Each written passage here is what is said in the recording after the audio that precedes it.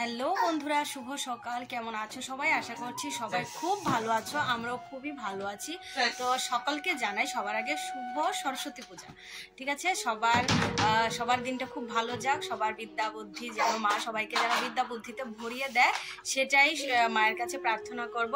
আর আজকে আমার জন্য একটা স্পেশাল দিন, কারণ আজকে অংশকে হাতে খড়ি দেওয়া হয়। তো এই জন্য আনফর্চুনেটলি আমাদের বাড়িতে এবছর পুজোটা হচ্ছে না। গত বছরের পুজোর ভিডিও তোমাদের সঙ্গে শেয়ার করেছি, তোমরা দেখেছো, বাট এই বছর আমাদের বাড়িতে হচ্ছে না কোনো একটা কারণবশত। যাই হোক, তো অংশের পিপির বাড়িতে হচ্ছে এবার পূজাটা, মানে আমাদের তো বাড়ির সঙ্গেই, তো আমাদের পরের বাড়ি, তো ওদের বাড়িতেই আমরা এখন যাব।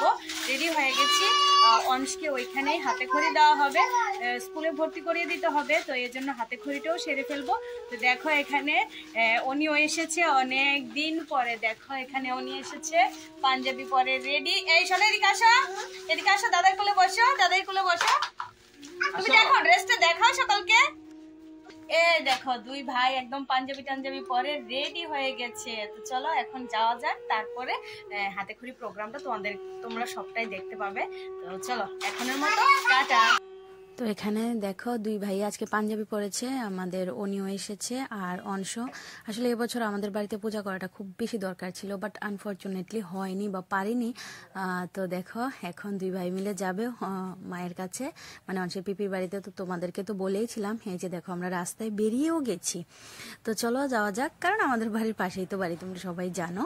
তো এখানে আয়ুষীও যাচ্ছে, তো আজকে ওদের হাতে খড়ি হবে। তো হাতে খড়ি প্রোগ্রামটা আমি তোমাদের আলাদা ভিডিওতে দিয়ে দেব আমি, কারণ হাতে খড়ি প্রোগ্রামটা কিন্তু খুবই সুন্দর হয়েছিল। আর সেটা আমি এই পূজার ব্লগটার মধ্যে অ্যাড করিনি, সেটা আমি আলাদা করে দিয়ে দেব।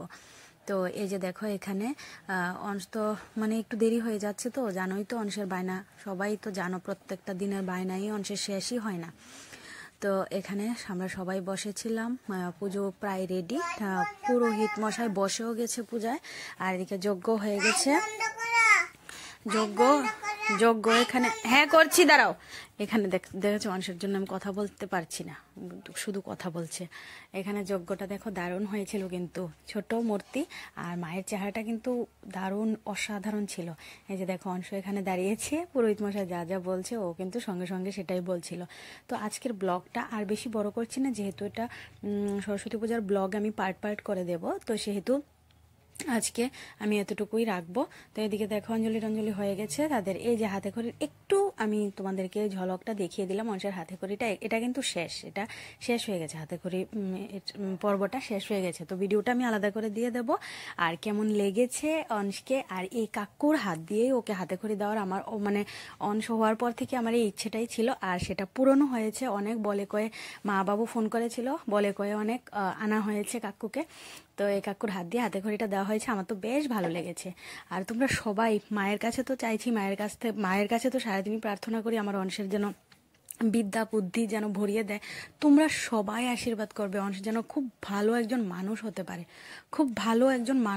পারে, বিদ্যা বুদ্ধি যেন সব সময় ভরপুর থাকে, আর ভালোভাবে যাতে আমাদের সন্তান মানে বেঁচে থাকে, সেটাই আশীর্বাদ করবে।